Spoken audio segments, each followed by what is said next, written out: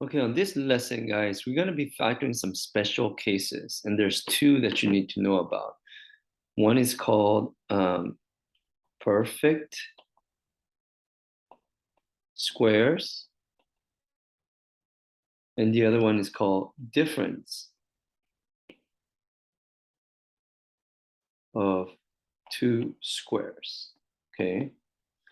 And just like the word square mentions it, you have to be aware of numbers that are, for example, x squared, 1, 4, 9, 16, 25, 36, blah, blah, blah, blah, blah. These are all perfect squares. And if you were to take the square root of these,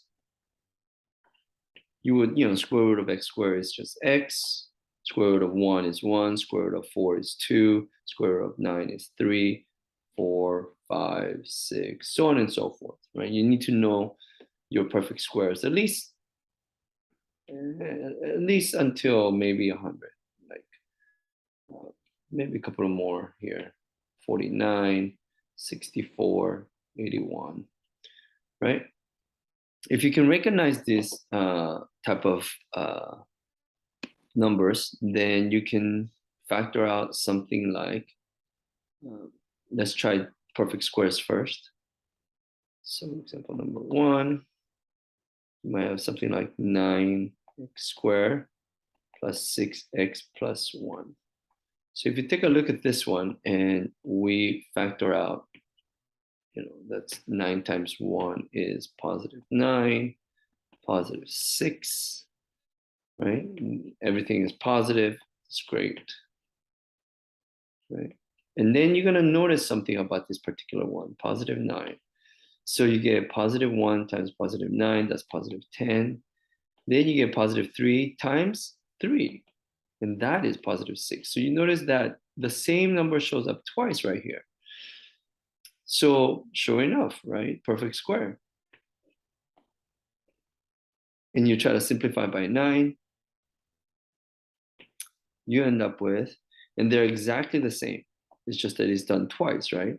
They're exactly the same. So if you were to simplify by 3, you end up with 1 over 3, which gives you 3x plus 1. Okay, and you get that twice, right? You're gonna get another one that's just like it. So this is why it's called a perfect square, because it is the same factor twice.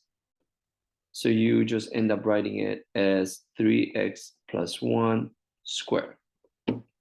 And that's all you have to do for that one. Okay. And these are very normal. There's no shortcuts necessarily.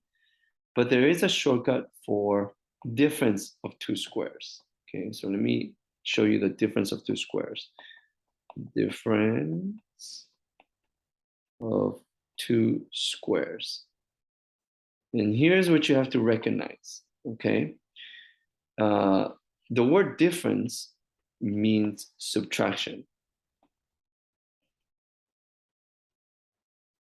So you have a subtraction, you have two terms, you have a term and a b term inside, and it's a subtraction, okay? When you have that, you have to see if this one is a perfect square and that one is a perfect square. Let me show you an example. You see these numbers right here that we talked about, the x squared, the 1, the 2, the 4, the 9, right? If you take any of these in combination and you do something like, let's say x squared, which was up there, and then let's go with 25, right? So this is a perfect square, that's a perfect square. And in the middle, there's gotta be a subtraction, okay? And you're gonna see these very often. So the way we break this down is very simple, actually. And again, this wouldn't work if it was x squared plus 25. It only works with x squared minus 25, meaning there's gotta be a subtraction in the middle. Then the way you break it down is simply square root of x squared is x and x. Square root of 25 is 5. And one is a positive, one is a negative.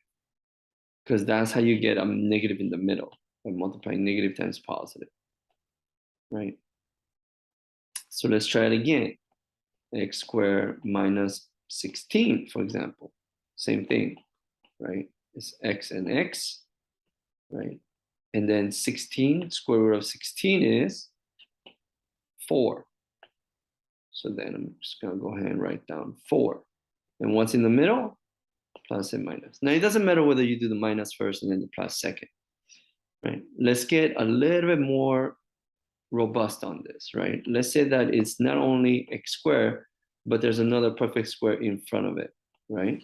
Like, for example, let's say that it's 9x squared minus 4, right? This is a perfect square, that's a perfect square, that's a perfect square. So then when we go ahead and simplify this, or factor it out, I should say, the square root of 9 is 3. The square root of x squared is x. The square root of 4 in the back is 2, because 10 to 2 is 4, right? So this entire thing is broken into 3x. And this back is the 2's. And then you have a plus and a minus. So that might be a little bit more robust. You can also have, like 25x squared minus 49, let's say. And again, the front is the square root of that. The back is the square root of that. So 25 is 5. X squared is x. 49 is 7 plus and minus. That's all the work you have to show. That's about it. Okay? So let's go ahead and get that one done and see you at the next lesson.